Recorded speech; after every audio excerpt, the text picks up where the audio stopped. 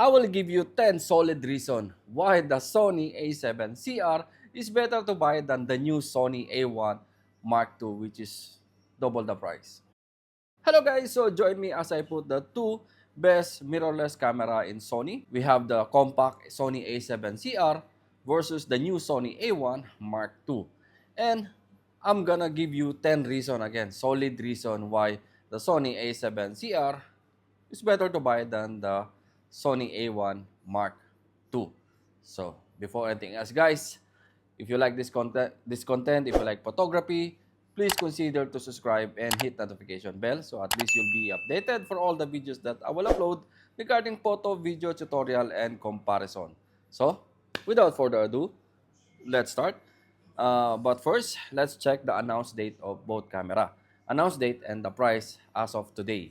So again, the Sony A7CR announced last August 29 of 2023 with a body price of 2,998 or let's say 3,000 US dollar. While the Sony A1 Mark II announced last November 19 of 2024 with a body price of 6,500 US dollar. Again, I repeat, this price I base only on one of the famous shop in the US. But again, the price will be depends on your local market. So, yan.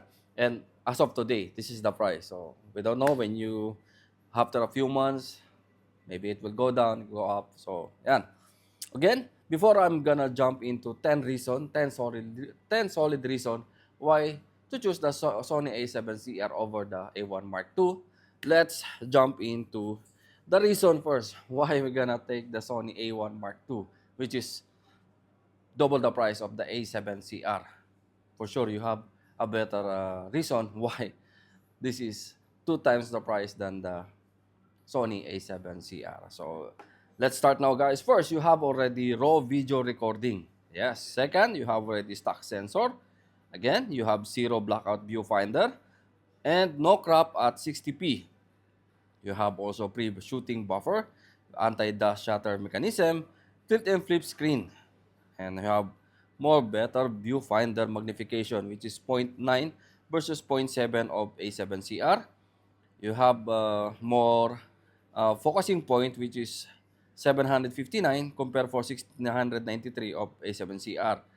You have better resolution for LCD. It's 2095K dots compared for 1.30K dots of A7CR.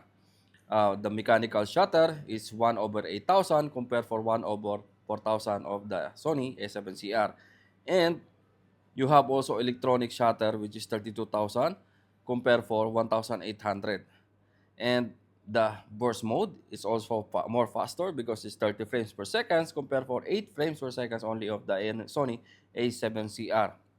You have also a good viewfinder resolution. It's 9,440K dots compared for 2,360K dot of the Sony A7CR.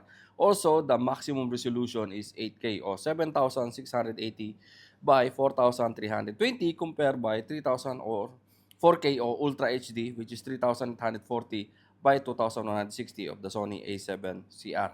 You have flashing port, full HDMI port, Ethernet port, and you have two storage slot, which is UHS 2 and CF Express card support on the Sony A1 Mark II, and the IS stop effectivity up to 8.5 stop compared for 7 stop of the A7CR. So that is the reason, that is the full reason you will choose the Sony A1 Mark II.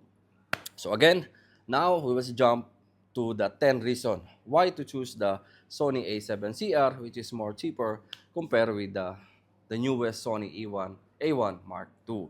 So reason number one, again, is cheaper, guys. It's cheaper. It's half the price. It's more than half the price. It's 3,000 US dollar compared for 6,500 US dollar body. Again, you can buy two pieces of two body of A7CR for the A1 Mark II. Reason number two, you have already auto framing. So auto framing, guys, this is a new tech from the Sony. I don't know why they didn't put in the Sony A1 Mark II, which is new. But again, Sony A1 have already the auto framing. Reason number three, dedicated video and still switch. And you have dedicated video.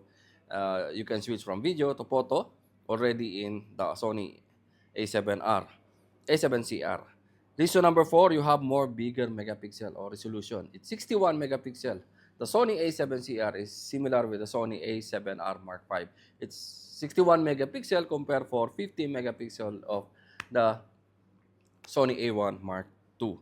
Reason number 5, because it's smaller, compact, that's why C. C meaning, I believe C is compact. It's only 515 grams compared for 743 grams of the Sony A1 Mark II. So it's more lighter and it's compact. Yeah. Reason number 6, you have already fully articulated screen. Yan. So you can do a selfie mode while the Sony A1 Mark II is articulated, flip and tilt.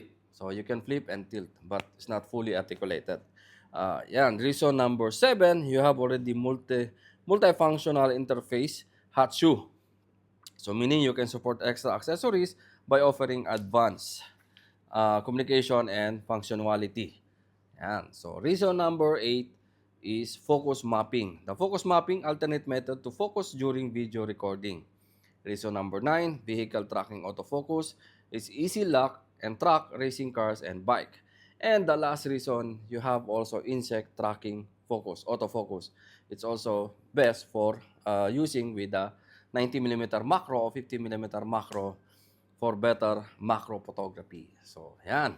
That is the 10 reason why to choose the Sony A7CR even half the price of the Sony A1 Mark II. So again guys, both cameras share some similarity. They're both gyroscopic stabilization, lens breathing correction, unlimited video recording, wireless and Bluetooth connection, censorship, image stabilization, external flash shoe, touchscreen, face detection, focus, microphone and headphone port, weather sealed camera, time-lapse recording, AI bracketing, pixel shift high resolution mode, which is 199 megapixel of A1 Mark II and 241 megapixel for the Sony A7CR.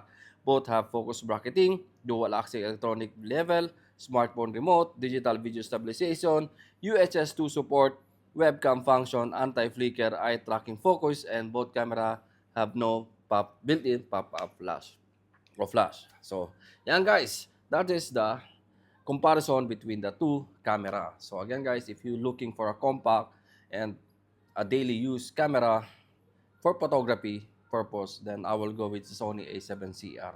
Smaller, 61 megapixel. Again, it's compact and you can put in your daily bag. And also, you can use also for vlogging because it's fully articulated screen. But if you are more into a sport, journalist, photojournalism, sport and wildlife photography, or video, then I will go with the Sony A1 Mark II. So, yan. It's 8K resolution. And you have already raw video recording. You have stock sensor. And, yeah. So, you have more better mechanical shutter and electronic shutter. 30 frames per second. It's also very fast. So, that's why it's good for photojournalism, wildlife photographer, or, yeah. So again, I think that's it for if you are content creator or vlogger, A7CR can serve the purpose. So yan guys, I think that's it for today's vlog. Again, if you want to check the price and availability of this product, especially the Sony A1 Mark II is pre-ordered to our website, and the Sony A7CR is available already to our website and also here in our showroom. You can visit again to check the price and availability of these two products to our website www.abworld.com. So yan guys, hanggang dito na lang. Thank you and mabuhay.